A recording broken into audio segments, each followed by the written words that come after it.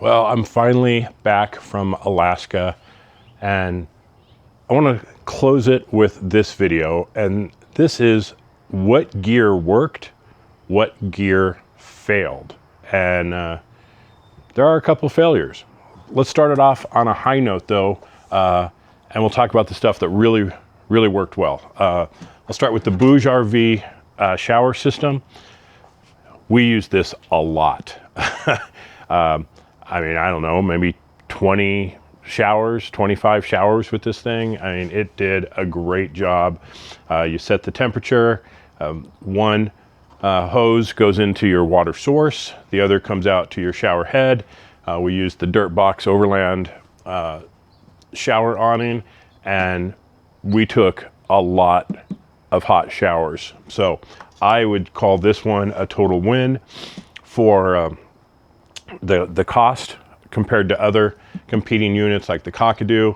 This comes in at a nicer price point and is a great unit. So you're looking for a shower system, we're going to recommend that one pretty highly.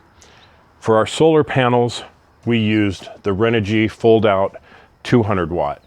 I only had to use it a few times because for the most part we were driving every day, and if we're driving, then everything's getting charged with the Bluetti Charger 1, which is installed in here, but it worked great. So that's a win.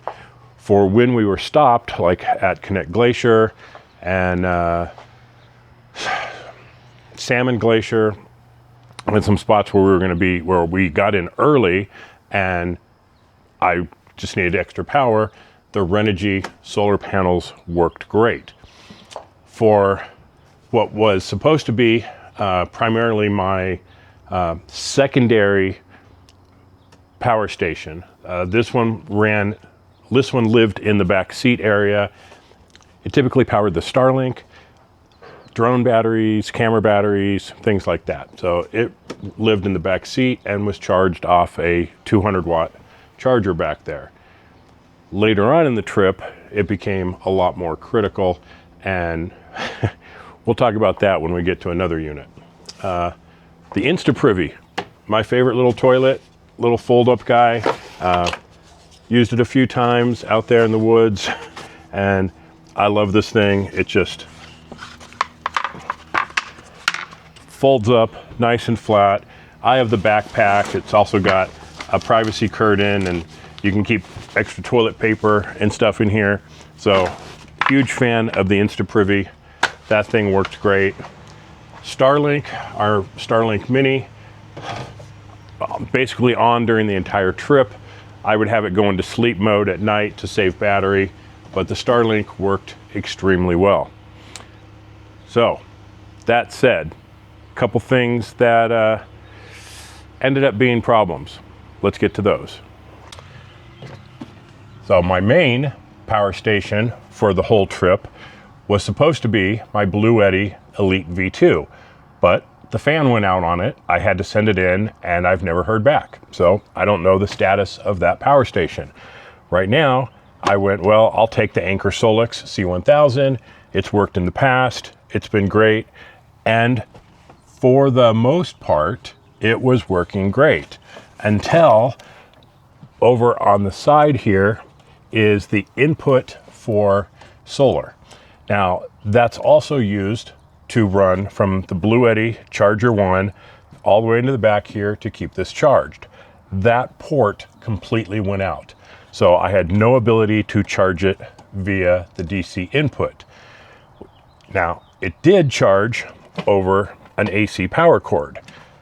So, to MacGyver the hell out of this, we ran an AC power cord into this, through the back window, into the back seat area, to the Bluetti AC70's AC port, so that we could keep this thing charged and then switch the Bluetti Charger 1 from charging this to charging the AC70. So that took us from basically 1,024 watt hours of power back here to essentially 1,700 watt hours of power to keep everything running. And it worked.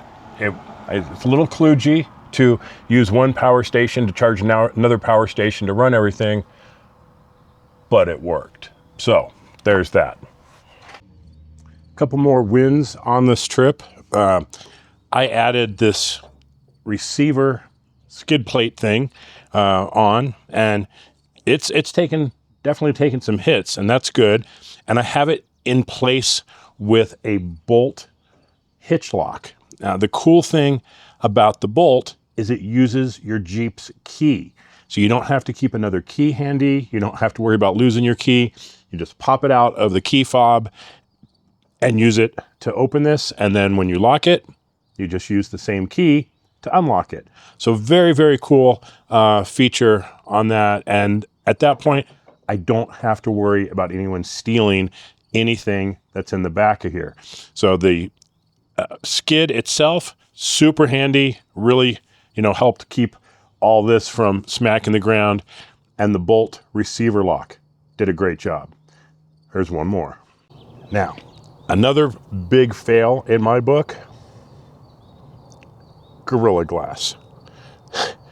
Let's try and take a look and see if we can count how many cracks we got in the Gorilla Glass during this trip. So that was the first one, 192 miles into the trip. So 1, 2, see the third one is here. We got 4. This one's split all the way across, if you can see that. So there's 4 over there. And we'll come over here and we have 5, 6, 7. Oh, I'm missing one. When I was inside, I counted 8.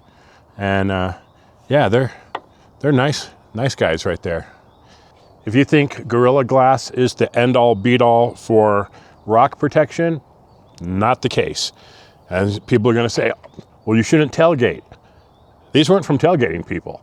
These were from going down the regular roads in Alaska, and almost all of them, it was a semi-truck coming in the opposite direction that threw the rocks up that hit the windshield. So none of them were because I was tailgating someone.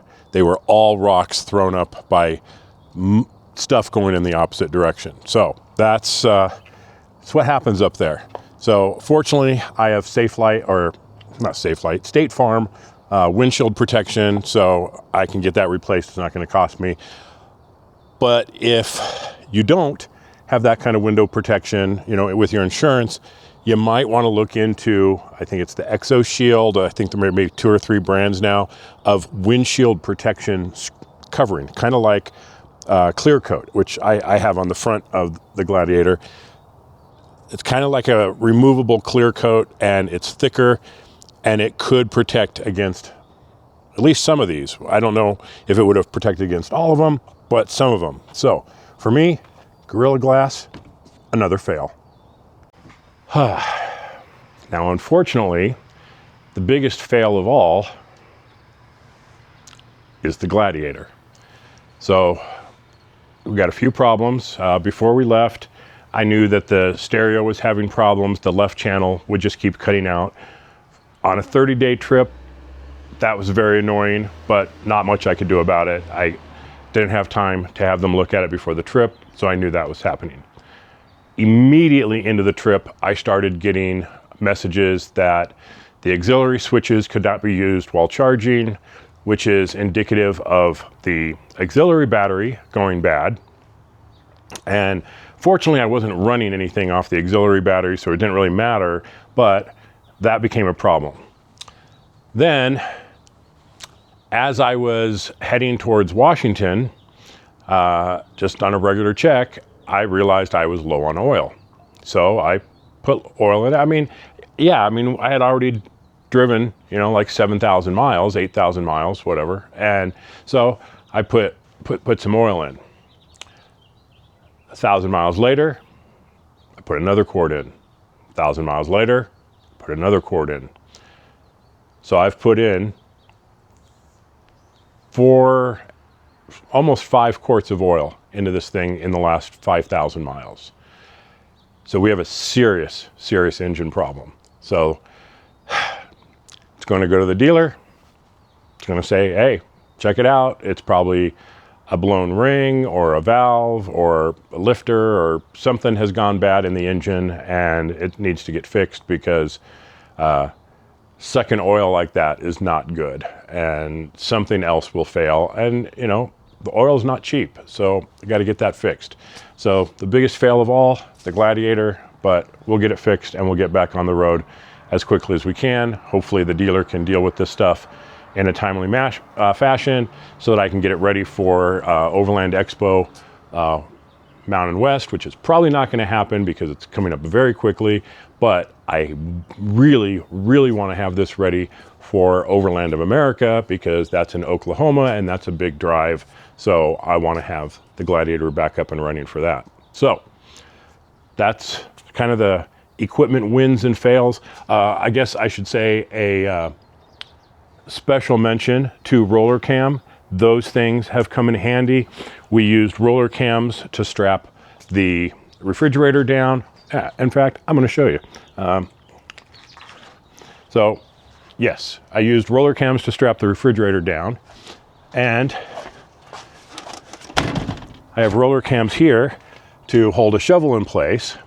And then on my propane tank here, the strap on it that came with it actually broke. And so I put a RollerCam here to hold the propane tank in place. So yes, definitely special mention to RollerCam. The products were definitely used on this trip, and they always work. I love them. I love RollerCams. I have a lot of RollerCams. So thanks for watching, and stay tuned for updates on the Gladiator, and we'll see how things go. But now I have an awful lot of editing to get to. Thanks for watching, and stay safe out there. We'll see you on the trails.